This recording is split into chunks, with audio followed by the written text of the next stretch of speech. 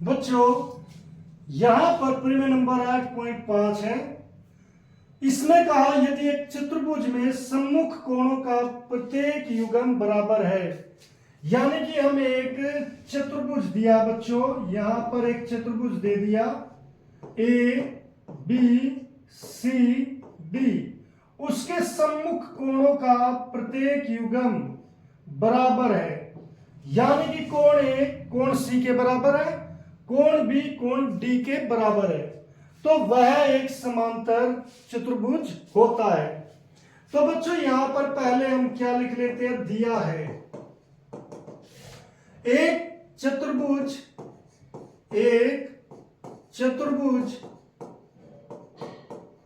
A B C D के सम्मुख कोणों का प्रत्येक युग्म, सम्मुख कोणों का प्रत्येक युग्म बराबर है। तो इसीलिए बच्चों जो कोण ए है वो कोण सी के बराबर, वह कोण बी है वो कोण डी के बराबर हो गया। कोण ए सी के और कोण डी और बी ये दोनों बराबर हो गई। तो बच्चों अब सिद्ध करना है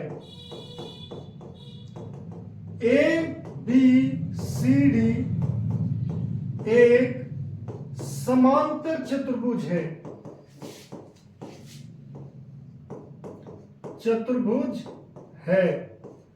अब बच्चों इसके लिए हम समांतर चतुर्भुज ए बी सी डी अगर समांतर चतुर्भुज है, अगर वो सिद्ध करना है तो हमें क्या करना पड़ेगा कि ए बी और डी सी ये दोनों भुजाएं कैसी हो, समांतर, ए डी और बी सी ये दोनों भुजाएं क्या हो, समांतर।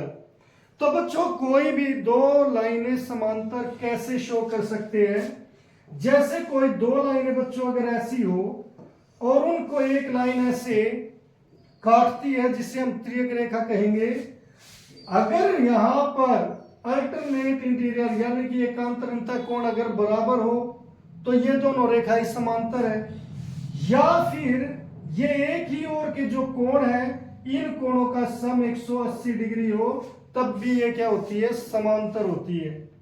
तो बच्चों यहां पर एकांतर अंतः कोण जैसे अगर हमें ये और ये कोण बराबर दिखा दे तो इसके लिए हमारे पास ऐसे जेड बनना चाहिए यहां पर, तो वो जेड नहीं बन पा रहा है।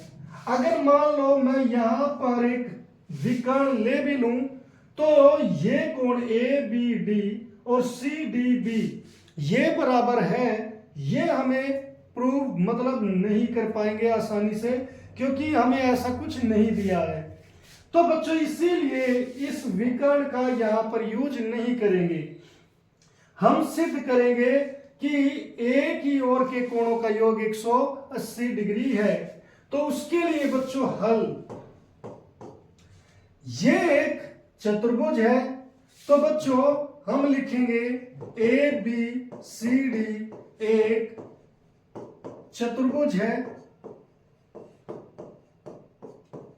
इसीलिए इसके जो कोण है, एक कोण ए, कोण बी, कोण सी, कोण डी, इन सभी का योग कितना हो जाएगा, 360 कोणों का योग, चतुर्भुज के कोणों का योग जो होता है 360 होता है। अब बच्चों यहां पर कोण ए कोण सी ये दोनों बराबर है, तो मैं कोण सी की जगह क्या लिख लेता हूं, कोण ए लिख लेता हूं, और डी की जगह क्या लिख लेता हूं, बी लिख लेता हूं, 360 डिग्री हो गई। यहां से बच्चों हमने कोण ए की जगह सी की जगह ए लिख दिया और डी की जगह बी लिख दिया। तो यहां पर कोण ए दो कोण ए हो गए प्लस कोण बी, तो दो कोण बी हो गई 360 डिग्री। तो दो कॉमन आ गया, तो बच्चों यहां पर कोण ए प्लस कोण बी 360 डिग्री हो जाएगा। और इसीलिए जो कोण ए प्लस कोण बी है बच्चों वो 360/2 यानी कि 180 डिग्री हो जाएगा। कितना? 180 डिग्री। अब बच्चों यहां पर कोण ए प्लस कोण बी, ये दोनों यानी कि इसका और इसका सम 180 हो गया। तो बच्चों ये कुछ ऐसा ही बना रहे हैं जैसे ये दो लाइनें थी, यहां पर ये दो लाइनें हैं, यहां पर एक लाइन थी तो ये एक लाइन है। तो यहां पर इन दोनों का कोई योग अगर 180 आ जाए तो क्या होगा बच्चों? यहां पर हम क्या कह सकते हैं कि एडी और बीसी समांतर है। यहां पर बच्चों हम लिखेंगे, इसके साथ साथ आप ये भी सिद्ध कर सकते हैं बच्चों कि जो कोण ए और कोण डी ये भी हमारे बराबर है। क्यों है बच्चों? क्योंकि बी की जगह हम क्या लिख सकते हैं? डी लिख सकते हैं। तो इसी प्रकार हम कह सकते हैं कोण ए प्लस कोण बी किसके बराबर बच्चों? 180 के बराबर। इसे समीकरण 1, इसे 2। क्यों कह सकते हैं बच्चों? बी की जगह मैं डी ले सकता हूं तो मैंने ये लिख दिया। तो बच्चों समीकरण 1 से ये समीकरण 1 है, कोण ए प्लस कोण बी, इन दोनों का सम कितना आ गया बच्चों? 180 आ गया। तो हम लिख सकते हैं कि ए डी इसकी ये भुजा इसके समांतर है, एडी समांतर है बीसी के। वह समीकरण 2 से इन दोनों का योग कितना? 180 है। तो इसीलिए हम लिख सकते हैं ए बी समांतर है बीसी की। तो बच्चों यहां पर हमने दोनों भुजाएं आमने सामने की, ये भुजा इसके समांतर, ये भुजा इसके समांतर सिद्ध कर दी।